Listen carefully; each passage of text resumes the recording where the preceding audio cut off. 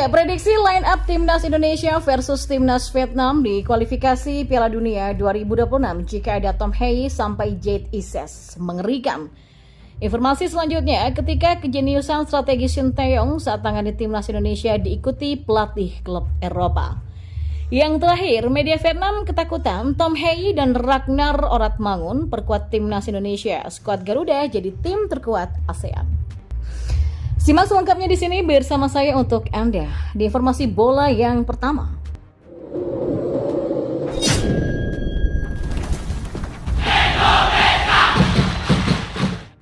Ketua Umum PSSI Erick Thohir mengatakan bakal berjuang sekuat tenaga agar proses naturalisasi Tom Hei dari SC Heerenveen dan Ragnar Oratmangun dari Fortuna Sittard rampung pada pertengahan Maret 2024. Mantan Presiden Inter Milan itu berharap Tom Hei dan Ragnar Oratmangun dapat mengambil bagian saat Timnas Indonesia bersua dengan Vietnam di lanjutan Grup F kualifikasi Piala Dunia 2026 zona Asia pada 21 dan 26 Maret 2024.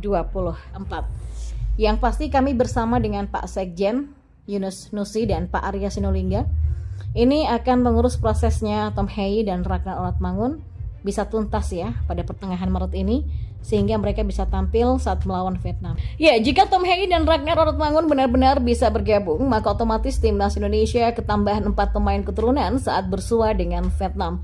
Dua nama lain adalah Jay Itzes dan Nathan Choaon. Ya, Jay Itzes mengambil sumpah WNI pada 28 Desember tahun lalu. Proses perpindahan Federasi Bek bertinggi badan 190 cm ini pun sudah rampung. Sementara untuk Nathan Cho tinggal menjalani proses pengambilan sumpah WNI dan perpindahan federasi. Jika medio pada bulan ini atau awal bulan depan Nathan Cho bisa ke Indonesia untuk mengambil sumpah, ia dapat dipastikan bisa tampil kontra Vietnam asalkan tidak mengalami cedera. Dengan kehadiran nama-nama tadi, khususnya Tom Hei, Ragnar Oratmangun, dan Jay Itzes, formasi apa yang akan digunakan Shin Tae-yong? Pelatih 53 tahun ini diprediksi masih mengandalkan formasi 3-4-3. Dalam pola ini, posisi penjaga gawang diisi oleh Hernando Ari. Selanjutnya, 3 bek sejajar akan ditempati oleh Jay Itzes, Jordi Amat, dan Justin Hubner. Asnawi Mangku Alam yang bertugas sebagai kapten Timnas Indonesia mengawal area wing back kanan. Dan untuk posisi wingback kiri kemungkinan ditempati Shani Patinama. Lanjutan ke posisi 2 gelandang sentral ada Tom Hei dan Ivar Jenner. Kolaborasi 2 gelandang cerdas itu dibutuhkan untuk menyokong trio lini depan Timnas Indonesia yang diisi oleh Ragnar Oratmangun, Marcelino Ferdinand, dan Rafael Struijk.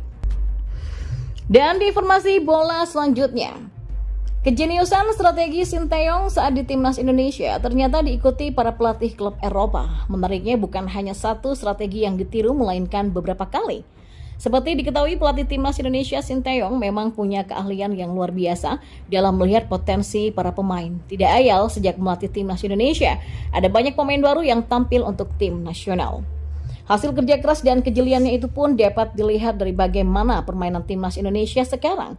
Berisikan pemain muda bertalenta, permainan skuad Garuda tampak jauh lebih taktis, kendati finishing masih menjadi masalah serius yang belum terpecahkan.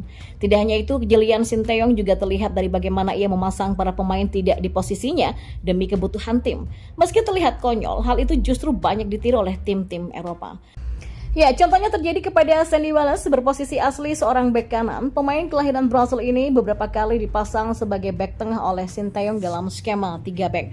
Hal ini pun kemudian ditiru oleh pelatih KV Mechelen Besnik Hasi. Pada laga menghadapi RSC Anderlecht, pelatih asal Kosovo ini juga turut memasang Sandy sebagai bek tengah. Hasilnya Sandy bermain dengan sangat baik sampai membuat KV Mechelen sukses menahan imbang Anderlecht. Hal yang lebih ekstrim dilakukan Shin Tae-yong kepada Elkan Baggett. Pada matchday ketiga grup D Piala Asia kemarin menghadapi Jepang, pelatih berusia 53 tahun ini memasang Elkan sebagai seorang striker. Hal itu dilakukan karena Shin Tae-yong melihat Jepang lemah dalam bola-bola atas. Maka dengan postur Elkan Baggett yang mencapai 196 cm dan adanya Pratama Arhan yang dapat melakukan lemparan jarak jauh, Coach Shin Tae-yong mencoba memecah kebuntuan dengan ide jenius tersebut. Percobaan itu berbuah manis, satu-satunya gol Timnas Indonesia ke gawang Jepang tercipta setelah para pemain Jepang lebih banyak fokus mengawal Elkan dalam situasi lemparan ke dalam yang dilepaskan Pratama Arhan. Alhasil Sandy yang tidak terkawal berhasil menceploskan bola ke gawang Jepang. Kondisi itu menginspirasi Matt Taylor juga, seorang pelatih klub Elkan Bagot sekarang, Bristol Rovers. Pada laga lanjutan kasta ketiga Liga Inggris antara Bristol Rovers versus Northampton Town, Matt Taylor memasukkan Elkan Bagot pada babak kedua untuk menempati posisi striker.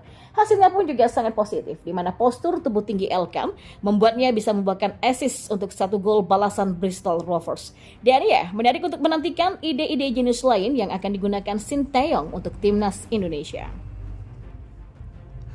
Dan kita beralih ke informasi bola yang terakhir. Media Vietnam Soha.vn ketakutan melihat Ragnar Oratmangun dan Tom Hei yang segera memperkuat timnas Indonesia. Soha mengatakan jika dua nama ini memperkuat timnas Indonesia, maka skuad Garuda bakal menjadi tim terkuat di ASEAN. Sekedar diketahui, proses naturalisasi Ragnar Oratmangun dan Tom tengah berlangsung. Ketua Umum PSSI Erick Thohir berharap proses naturalisasi keduanya rampung pada pertengahan Maret 2024. Dengan begitu keduanya bisa tampil membela timnas Indonesia melawan Vietnam di kualifikasi Piala Dunia 2026 zona Asia. Laga digelar kandang dan tandang pada 21 dan 26 Maret 2024. Kabar tersebut ternyata juga disoroti oleh Soha VN karena tahu jika skuad Garuda akan menjadi lawan Vietnam. Dalam artikelnya, mereka mengklaim timnas Indonesia bakal menjadi tim terkuat di ASEAN jika diperkuat Tom Hei dan Ragnar Oratmangun.